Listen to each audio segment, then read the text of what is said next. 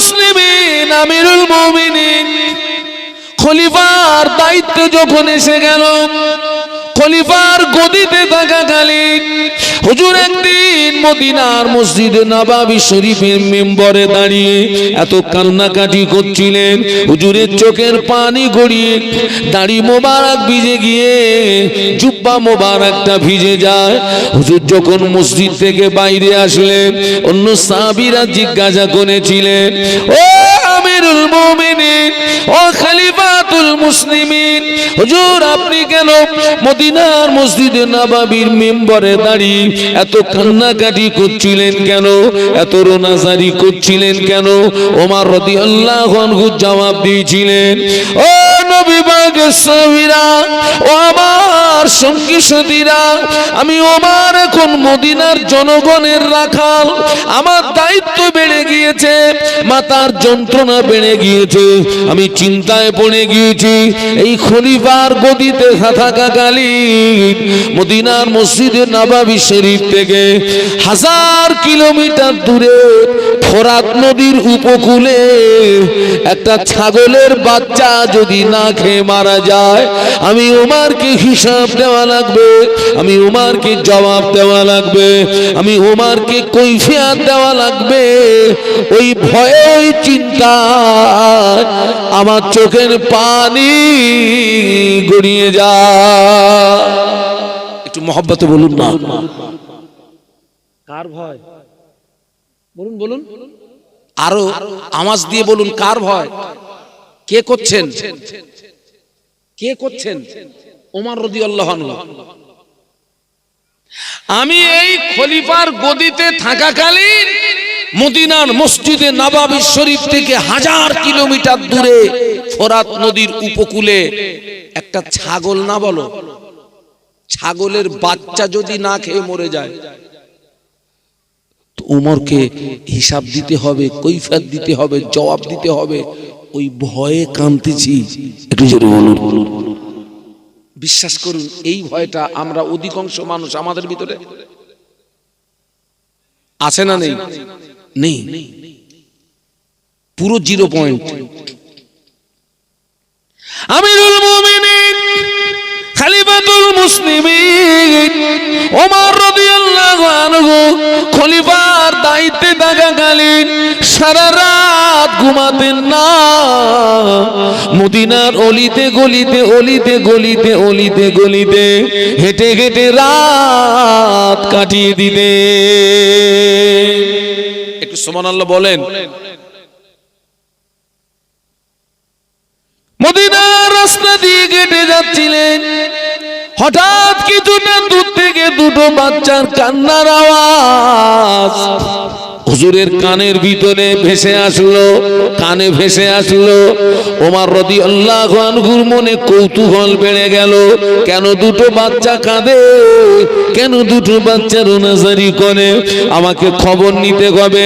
হুজুর গুটি গুটি পায়ে আগিয়ে গিয়ে দেখে রাস্তার পাশে একটি ভাঙাচোরা বাড়ি, ওই বাড়ির ভিতর থেকে কান্নার আওয়াজ শুনতে পাওয়া যায়।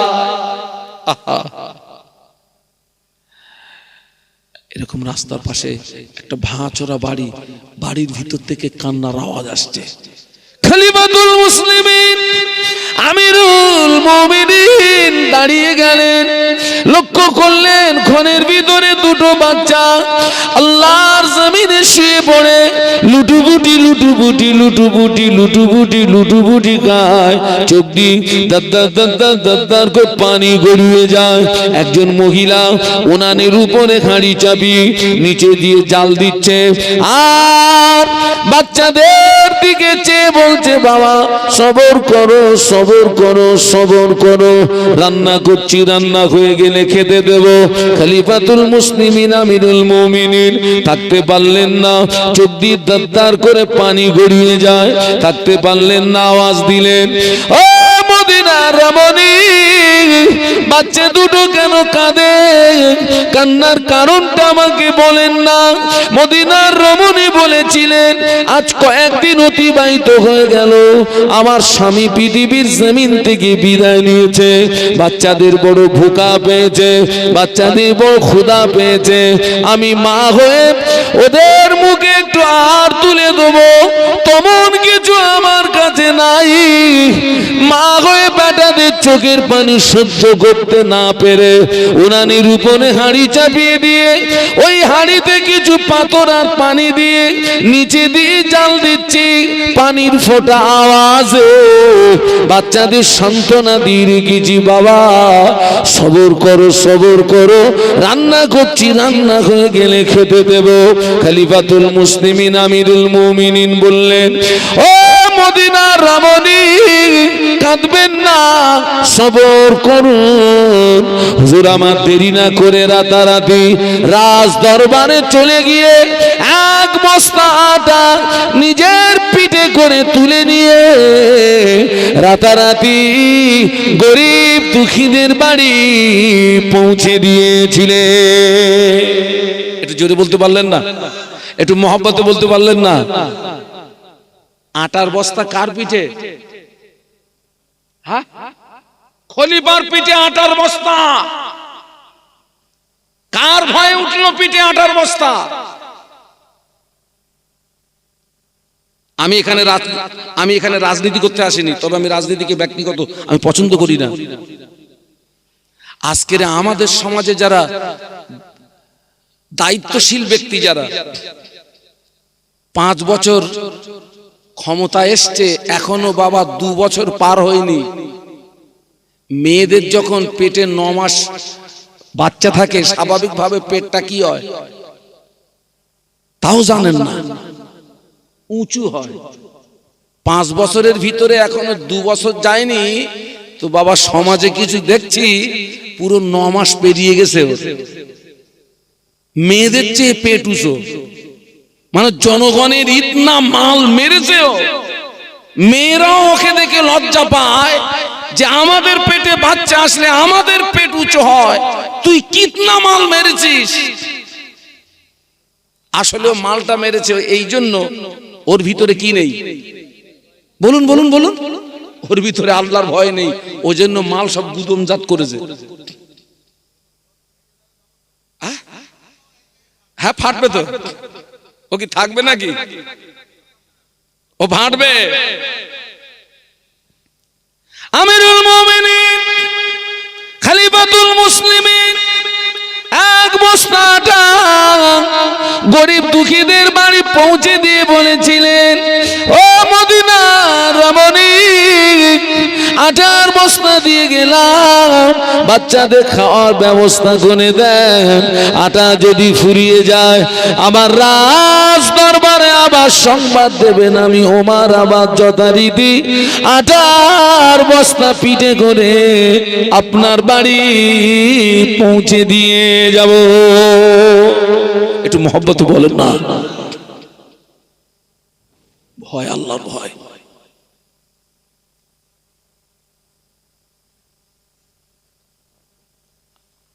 আজকে বিশ্বাস করুন অধিকাংশ নারী পুরুষ আমরা কিন্তু আল্লাহ ভুলে গেছি, কবর ভুলে গেছি, হাসর ভুলে গেছি, মিজান ভুলে গেছি, সিরাত ভুলে গেছি, পুরো দুনিয়ার স্রোতে গাটা ভাসিয়ে দিয়েছি। অথচ আমরা জানি দুনিয়া হচ্ছে ক্ষণস্থায়ী। দুনিয়া কি বলুন না, কথা বলুন না। ক্ষণস্থায়ী, আখিরাত চিরস্থায়ী। আচ্ছা, আমরা যে মারা যাব এটা কি সত্য না মিথ্যা? কুল্লু নাফসিন যায়িকাতুল মাউত, একটু সুবহানাল্লাহ বলুন। প্রত্যেকটা প্রাণীকে মৃত্যুর স্বাদ গ্রহণ করতে হবে, সুবহানাল্লাহ বলুন। বাবা, আল্লাহর পরের স্থান হচ্ছে বিশ্ব নবী মুহাম্মদুর রাসূলুল্লাহ সাল্লাল্লাহু আলাইহি ওয়াসাল্লাম। সেই বিশ্ব নবীর মতো ব্যক্তিকেও মৃত্যুর স্বাদ গ্রহণ করতে হয়েছে না হয়নি? তুমি তো তুমি আর আমি তো আমি। সব ভুলে গেছি বাবা, সব ভুলে গেছি। আমরা দুনিয়ার খেলায় মশগুল হয়ে গেছি, দুনিয়ার খেলায়। ও আপনিও দুনিয়ার খেলায় আমিও দুনিয়ার খেলায় মশগুল হয়ে গেছি, সব ভুলে গেছি। অথচ দুনিয়া ক্ষণস্থায়ী। এখন যদি গড়পত্তা, যদি আপনার গড়াবারের যদি হিসাব করা হয়, মানুষ এখন হায়াত পাচ্ছে কত? 60 বছর। তো 60 বছর দিয়ে যদি হিসাব করায়, আমরা যারা এখানে আছি আর কতদিন আছি বাবা? হয়ে গেছে তো নাকি? যদি 60 বছরের হিসাব দিয়ে আমাদের জীবনটাকে নিয়ে যদি হিসাব করা হয়, আমরা তো একেবারে মৃত্যুর কাছাকাছি, কবরের কাছাকাছি পৌঁছে গেছি। এখনো তুমি পরিবর্তন হলে না, এখনো তুমি সংশোধন হলে না।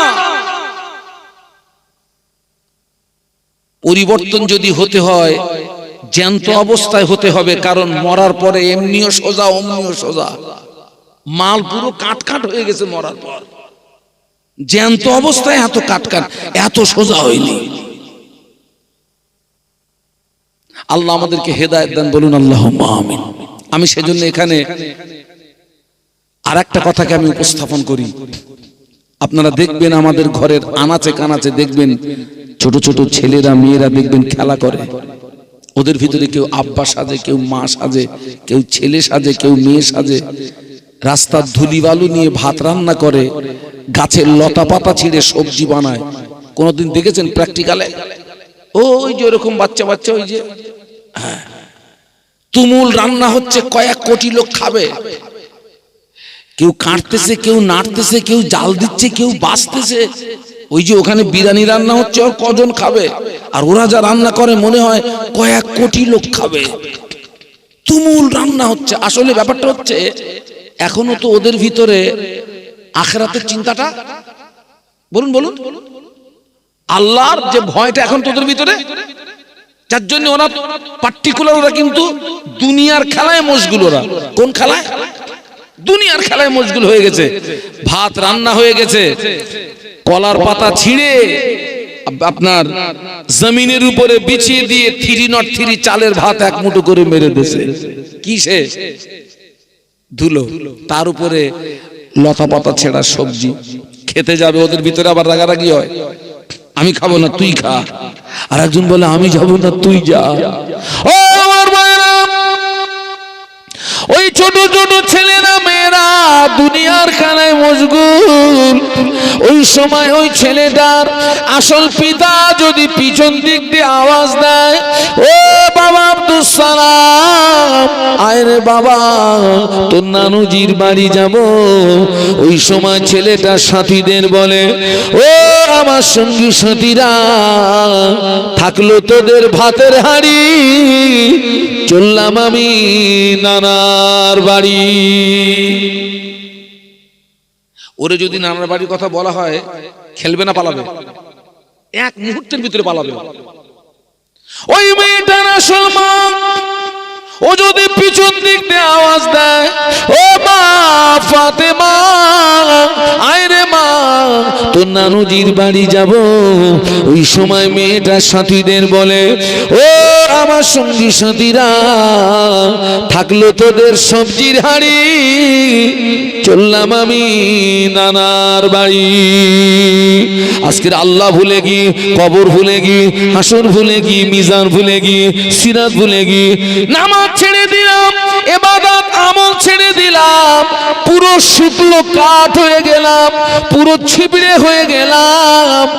আজরাইলের ডাক যেদিন আসবে, সেদিন আমাদের বক্তব্য হবে, ও আমার ছেলেরা মেয়েরা, থাকলো তোদের ভাতের হাঁড়ি, চললাম আমি কবর বাড়ি।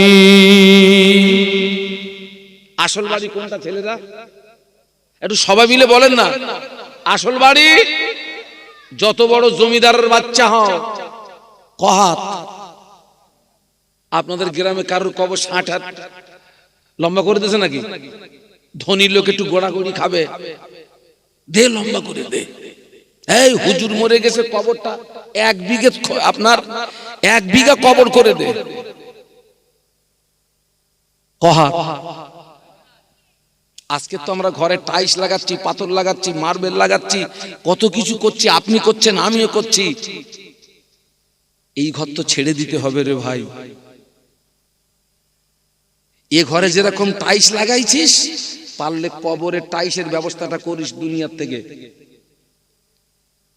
এই দুনিয়ার ঘরে যেমন পাথর লাগালি, কবরের পাথরটা জোগাড় করিস। দুনিয়ার ঘরে যেমন এসি লাগালি, কবরের ঘরের এসি তুই তৈরি রাখিস। নামাজ নেই, ইবাদত নেই, আমল নেই, কিচ্ছু নেই, পুরো ছিবড়ে, পুরো ছিবড়ে।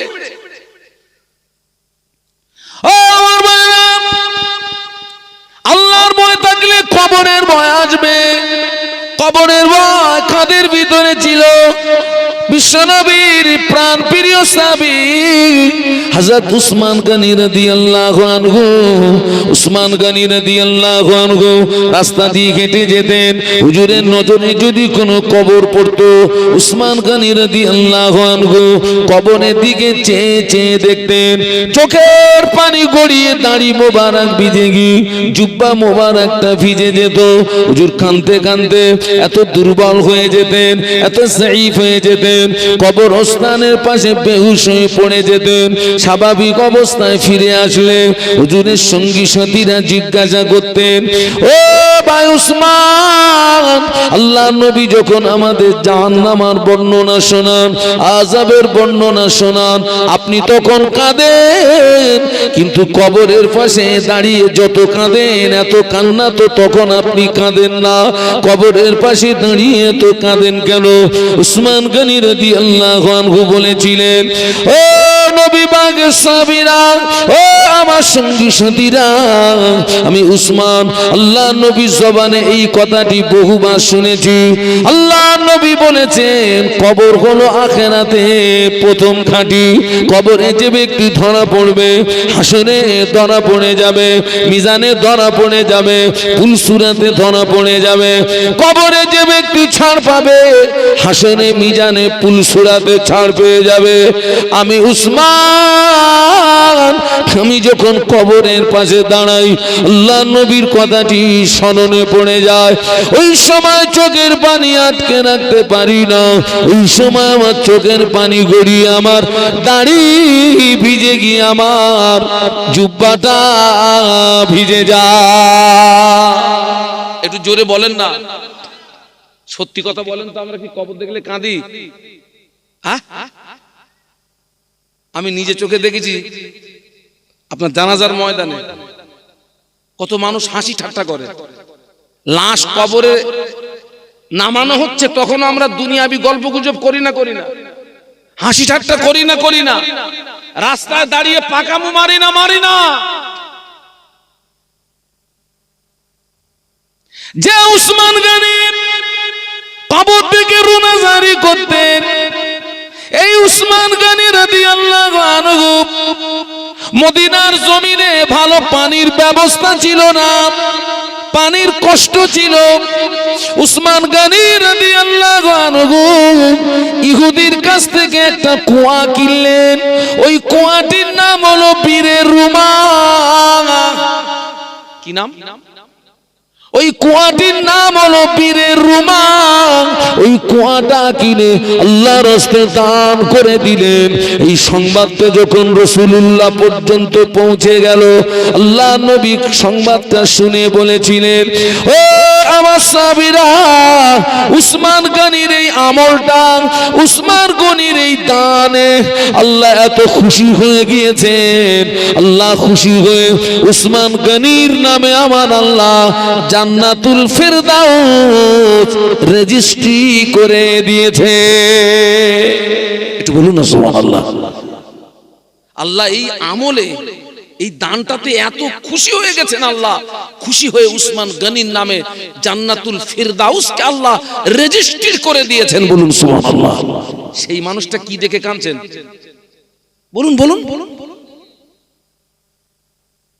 আমাদের ভিতরে নামাজ নেই, ইবাদত নেই, আমল নেই, কিচ্ছু নেই। আল্লাহ নবী উসমান গনি সম্পর্কে বলেছিলেন, ও আমার সাহাবীরা, আমি আল্লাহ নবী বলছি, আমার উসমান গনি হলো জান্নাতি। একটু মহব্বতে বলেন না, আপনাদের কষ্ট হচ্ছে না তো? একটু আওয়াজ দিয়ে বলেন তো সুবহানাল্লাহ। আল্লাহ নবী তার 10 জন জীবিত সাহাবীকে জান্নাতি সার্টিফিকেট দিয়েছিলেন। কজন? যাদেরকে আশারায়ে মুবাশশারা বলা হয়, ওই 10 জনের ভিতরে একজন ছিলেন উসমান গনি রাদিয়াল্লাহু আনহু, নবী ঘোষিত জান্নাতি সাহাবী। একটু জোরে বলুন। সেই মানুষটা কি দেখে কাঁদছেন? খবর দেখে কাঁদতেছেন। আর আমাদের অবস্থা দেখেন তো,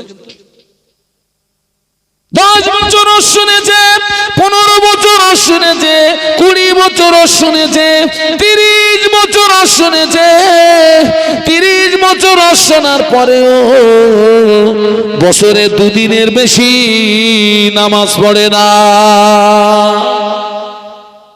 আছে না নেই? কি নামাজ?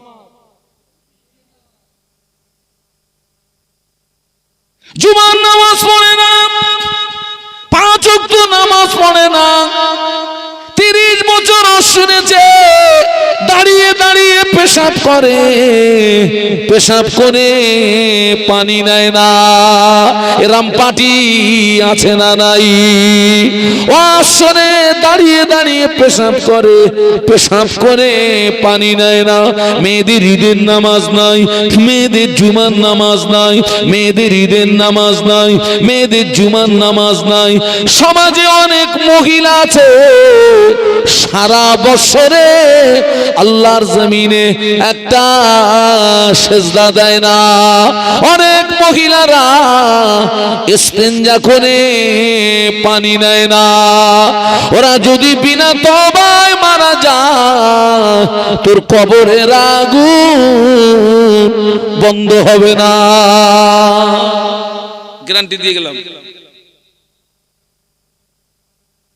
নামাজ কালাম কিচ্ছু নেই।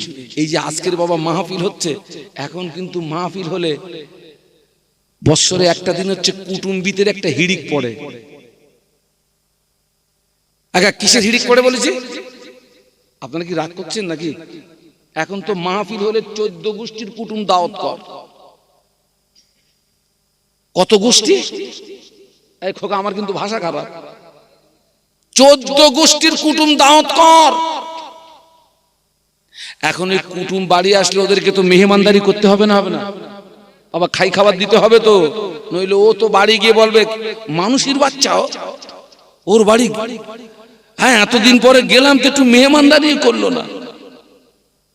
মেহমান আসলে মেহমানদারি করতে হবে, তাদেরকে খাই খেদমত করতে হবে, তসকাতির করতে হবে। করেন, অসুবিধা নেই, মেহমানদারি করবেন। খবর নিয়ে দেখেন আজকের এখানে মাহফিল হচ্ছে, যতগুলো বাড়িতে কুটুম এসছে, মায়েরা সব রান্না বান্না দোয়া থোয়ায় মশগুল আছে। খবর নিয়ে দেখেন অধিকাংশ বাড়ির মেয়েরা এশার নামাজ পড়েনি। ঠিক বললাম না ভুল বললাম? আচ্ছা, কিয়ামতের ময়দানে যদি ওই মহিলার একটা নেকি শর্ট পড়ে, ওই যে সমস্ত কুটুমগুলোর এই পর্যন্ত গেঁদেছিল, ওদের যদি বলে একটা শর্ট পড়েছে, তোরে সেই খাইয়েছিলাম, তোর এই খাওয়াতে গিয়ে এশার নামাজ পড়া হয়নি, আজকে ধরা পড়ে গেছি, একটা নেকি দে। দেবে কেন?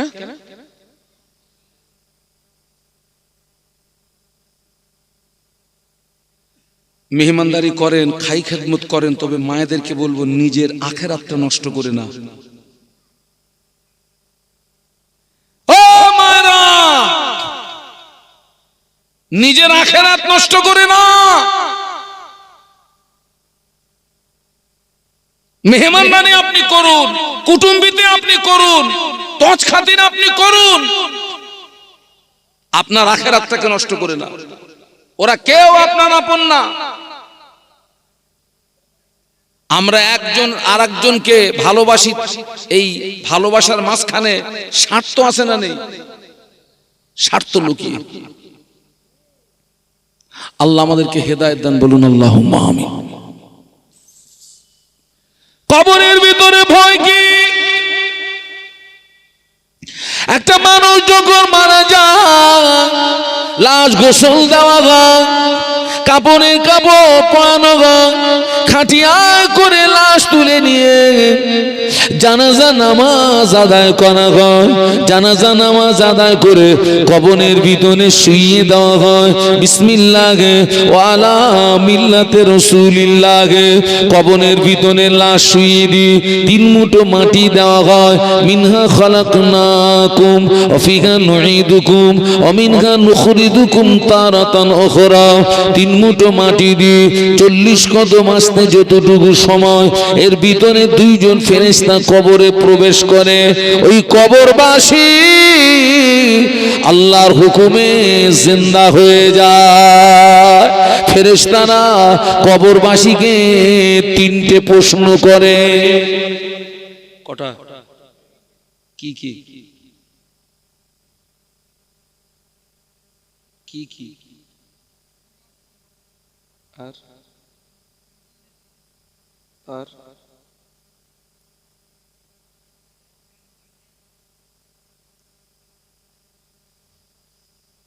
ফুল ক্লিয়ার করতে পারলি নি?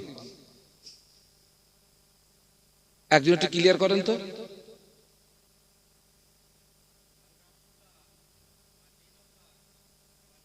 ব্যাস, বাংলা মানেটা একজন একটু করে দেন তো।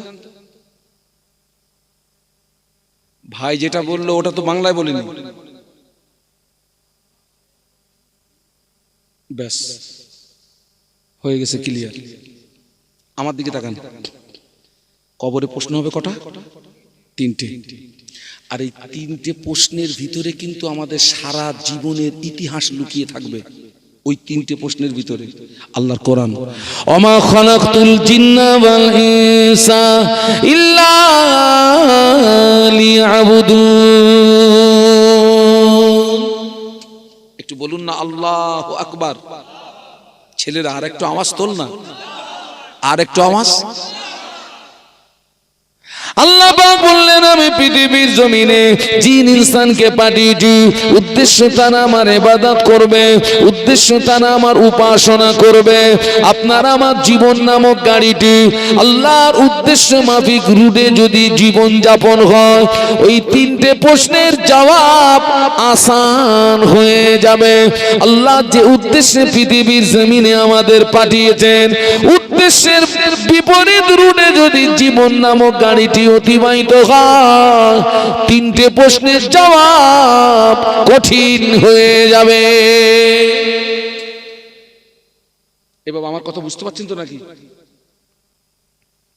আল্লাহ পাক কোরআন শরীফের ভিতরে বললেন ইয়া আইয়ুহাল্লাযীনা আমানু উদখুলু ফিস-সিলমি কাফা ওয়া লা তাত্তাবিউ খুতুওয়াতিশ শাইতান ইন্নাহু লাকুম আদুউম মুবিন।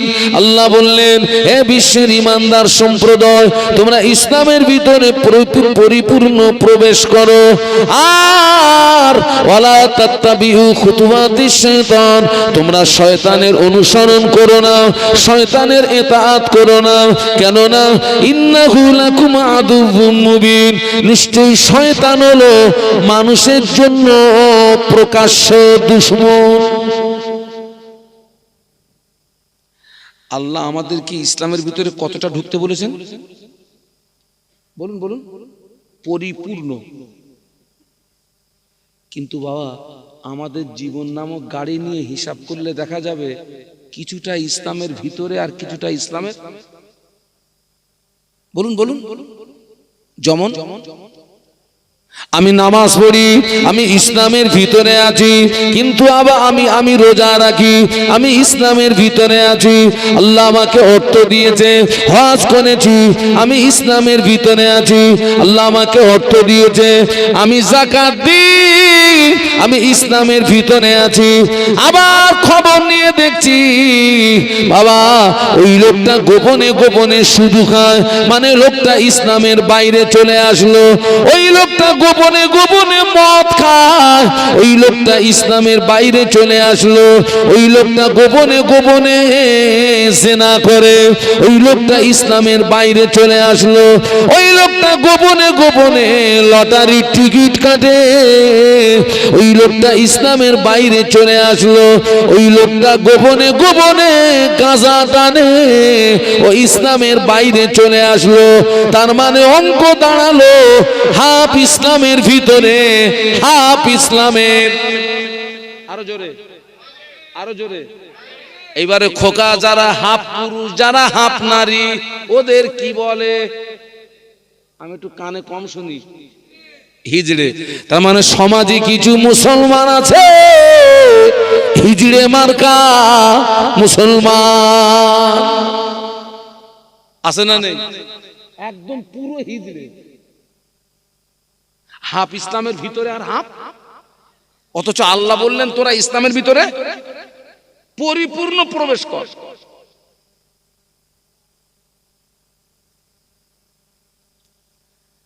একটা যদি বাস্তব কথা বলতে হয়, ওয়াজের গতি যত বেড়েছে, এক শ্রেণীর মুসলমানের দ্বারায় শরীয়ত বিরোধী কাজের গতি বেড়েছে না কমেছে?